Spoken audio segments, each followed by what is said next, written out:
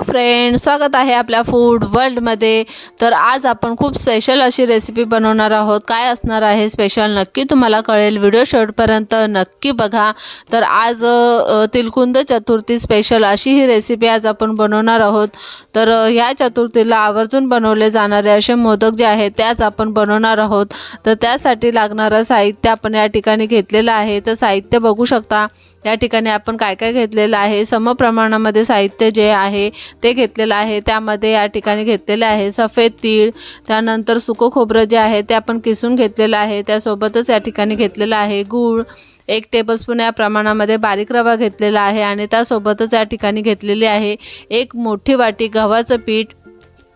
तर हे सर्व साहित्य जे आहे ते आपण आपल्या आजच्या या स्पेशल अशा रेसिपीसाठी वापरणार आहोत। तर चला तर मग आपण आपल्या रेसिपीला सुरुवात करूया। तर सर्वात आधी आपण जे आहे छोटीशी जी आहे ती पूर्वतयारी जी आहे ती या ठिकाणी करून घेणार आहोत। तर या ठिकाणी गव्हाचं पीठ आपण घेतलेलं आहे आणि त्यासोबतच घेतलेला आहे बारीक रवा। तर इथे एका मोठ्या ताटामध्ये 1 मोठी वाटी गव्हाचं पीठ जे आहे ते आपण चाळून घेतलेलं आहे ते या ठिकाणी घेतलेलं आहे। ते गव्हाच्या पिठाऐवजी तुम्ही या ठिकाणी मैद्याचं पीठ देखील या ठिकाणी वापरू शकता। तर 1 वाटी हे प्रमाण जे आहे ते गव्हाचं घेतलेलं आहे। त्यासोबतच या ठिकाणी 1 टेबलस्पून बारीक रवा घेतलेला आहे। त्यामध्ये आपल्याला चवीनुसार मीठ टाकायचं आहे आणि कोरडं पीठ असताना हे सर्व मिश्रण जे आहे ते आपण एकत्र करून घ्यायचं आहे आणि त्यामध्येच आपल्याला या ठिकाणी 1 टेबलस्पून तूप घेतलेलं आहे। कडकडीत असं तुपाचं मोहन जे आहे ते या ठिकाणी आपण वापरलेलं आहे सुरुवातीला चमच्याच्या साहाय्याने आणि त्यानंतर हाताने जे आहे ते पीठ आपण कुस्करून घेणार आहोत। तर या ठिकाणी तुपाचं मोहन जे घालताना तूप जे आहे ते आपण कडकडीत असं गरम करून घेतलेलं आणि ते तूप जे आहे ते आपण या ठिकाणी वापरलेलं आहे आणि पिठामध्ये तूप जे आहे ते आपल्याला कुस्करून घ्यायचं आहे। तर बघू शकता हाताने हे पीठ जे आहे ते आपण असं कुस्करून घेणार आहोत। तूप जे आपण यामध्ये टाकलेलं आहे त्याचा छान असा टेक्स्चर जो आहे तो आपल्या पिठाला आला पाहिजे। या पद्धतीमध्ये हे पीठ जे आहे ते आपण कुस्करून घेतलेलं आहे आणि त्यानंतर आपल्याला थोडं थोडं पाणी करून कणिक जे आहे ते आपण या ठिकाणी भिजून घेणार आहोत। तर बघू शकता सुरुवातीला थोडं थोडं पाणी जे आहे ते आपण यामध्ये टाकलेलं आहे आणि छानसा असा गोळा जो आहे तो या ठिकाणी आपण तयार करून घेतलेला आहे। कणिक मळतो अगदी त्या पद्धतीमध्येच गोळा जो आहे तो तयार करून घ्यायचा आहे आणि त्यानंतर आपल्याला इथे 2 ते 3 थेंब जे आहे ते तेल जे आहे ते आपण टाकलेलं आहे आणि त्यानंतर पुन्हा एकदा गोळा जो आहे तो सैलसर असा मळून घ्यायचा आहे। तर बघू शकता छान असा कणकेचा गोळा जो आहे तो तयार झालेला आहे आणि 10 मिनिटासाठी जे आहे ते आपण पीठ भिजून घेणार आहोत आणि करणार आहोत आपण पुढची तयारी।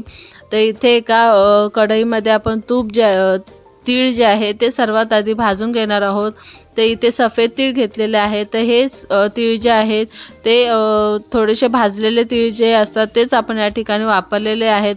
अगदी 2 ते 3 सेकंद कोरडे असतानाच हे तीळ जे आहे ते आपण भाजून घेतलेले आहेत आणि त्यानंतर 1 टेबलस्पून तूप घेतलेलं आहे आणि त्यामध्ये आपल्याला सुकं खोबरं जे आहे ते सुद्धा आपल्याला भाजून घ्यायचं आहे। अगदी 2 ते 3 मिनटं जे आहे ते खोबरं जे आहे मंद गॅसवरती आपण जे आहे ते भाजून घेणार आहोत। तर बघू शकता छान असा खरपूसपणा येईपर्यंत आणि छान त्याला कलर चेंज होईपर्यंत खोबरं जे आहे ते आपण या ठिकाणी भाजून घेणार। तर बघू शकता छान असा त्याचा कलर देखील या ठिकाणी चेंज झालेला आहे आणि या ठिकाणी आपण तीळ जे आहे ते मिक्सरला बारीक करून घेणार आहोत। तर थोडे थोडे करून तीळ जे आहे ते बारीक करून घेणार आहोत। तर 1 वाटी हे प्रमाण जे आहे ते तिळाचं घेतलेलं। तर सर्वात आधी मिक्सरच्या भांड्यामध्ये आपण अर्धी वाटी तीळ आणि अर्धी वाटी गूळ जे आहे ते या ठिकाणी बारीक करून घेतलेलं आहे। बघू शकता पाणी न टाकता कोरडं पीठ जे आहे ते या ठिकाणी बारीक करून घेतलेलं आहे। तर या ठिकाणी समप्रमाणामध्ये आपण तीळ आणि गूळ जे आहे ते घेतलं होतं। तर बघू शकता छान असं बारीक करून घेतलेलं आहे। मिक्सरच्या भांड्यामध्ये फिरून घ्यायचं आहे आणि त्यानंतर आपण सुकं खोबरं जे तुपामध्ये भाजून घेतलेलं ते सुद्धा आपल्याला यामध्ये टाकायचं आहे आणि हे सर्व मिश्रण जे आहे ते आपल्याला एकजीव करून घ्यायचं आहे।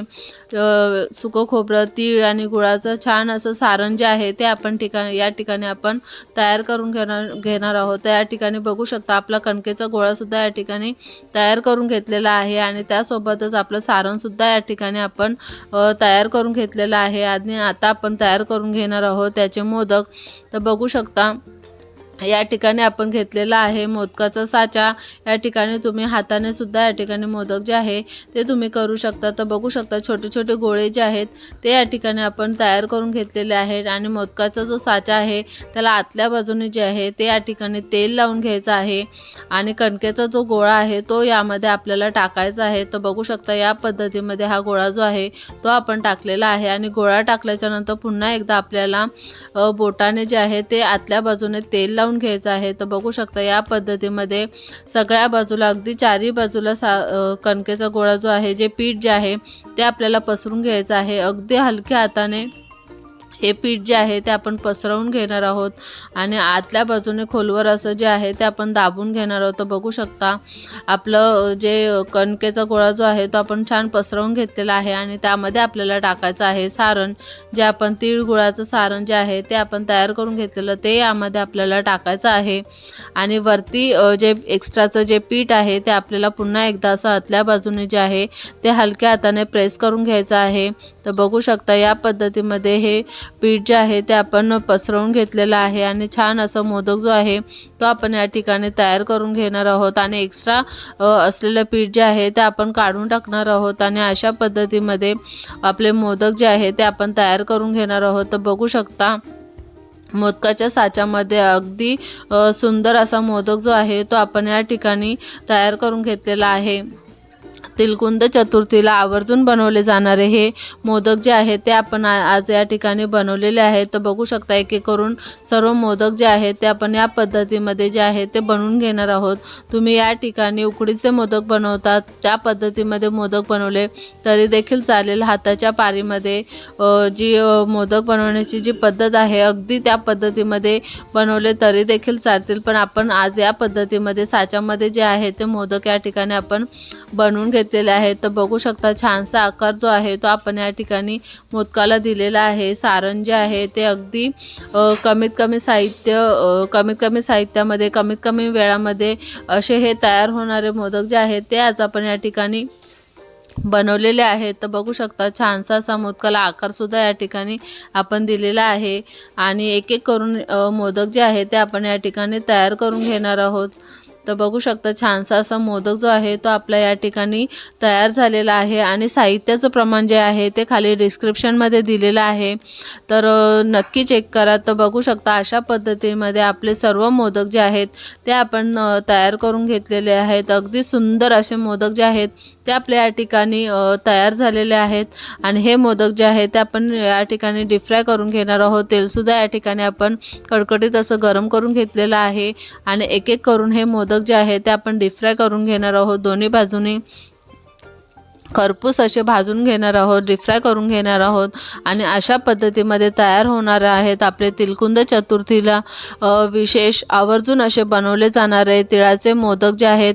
गव्हाच्या पिठापासून तिळाचे मोदक जे आहेत ते आज आपण या ठिकाणी बनवलेले आहेत आणि कशी वाटली ही आजची रेसिपी नक्की कमेंट करून सांगा। व्हिडिओ आवडल्यास लाईक शेअर आणि सबस्क्राईब करायला विसरू नका।